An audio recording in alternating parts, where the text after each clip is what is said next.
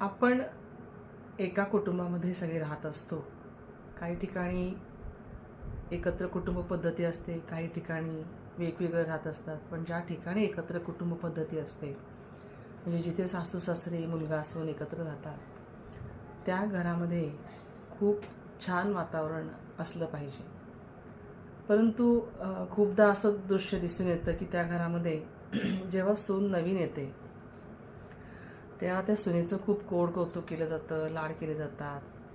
तिला माहेरची उणीव भासू नये यासाठी प्रयत्न केले जातात आणि त्यामुळे तिच्या प्रत्येक गोष्टीला प्रोत्साहन दिलं जातं.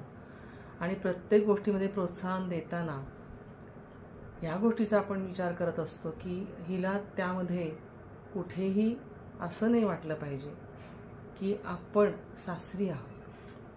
आणि त्यामुळे तिला सगळेजण घरातले सांभाळून घेत असतात आणि खास करून सांभाळून घेणारे घरामधले सासरे आणि नवरा, म्हणजे त्या मुलीचा नवरा म्हणजेच मुलगा, हे दोघं खास करून असतात. आणि मग तिचं सदैव कौतुक करणं, तिने केलेल्या पदार्थाचं कौतुक करणं किंवा तिने जे काही म्हटलेलं असेल त्याला दुजोरा देणं, अशा प्रत्येक गोष्टीला तिला सगळ्या गोष्टीत साथ दिली जाते. पहिल्यांदा काय असतं की नवीन नवीन असल्यामुळे गोड कौतुक होतं, सगळेजण समजून घेतात, सगळेजण समजून सांगतात आणि प्रत्येक गोष्टीमध्ये तिला साथ देतात.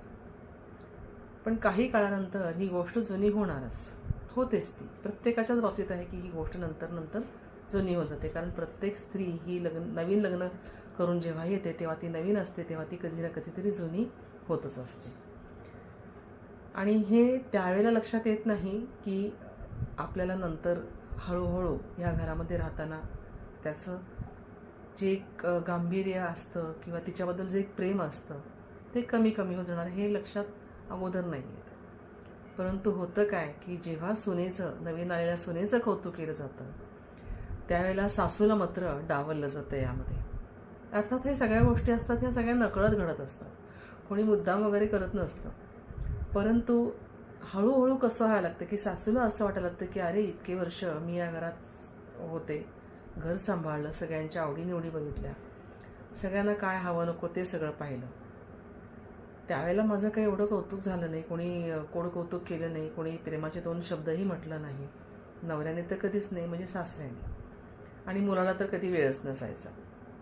आणि असला वेळ तर तो त्यावेळेला मुलगा आई आई करत असे आणि त्यावेळेला ती म्हणजे आईही खुश होत असे की आपला मुलगा आपल्याला काही ना काही मागतो आहे, विचारतो आहे.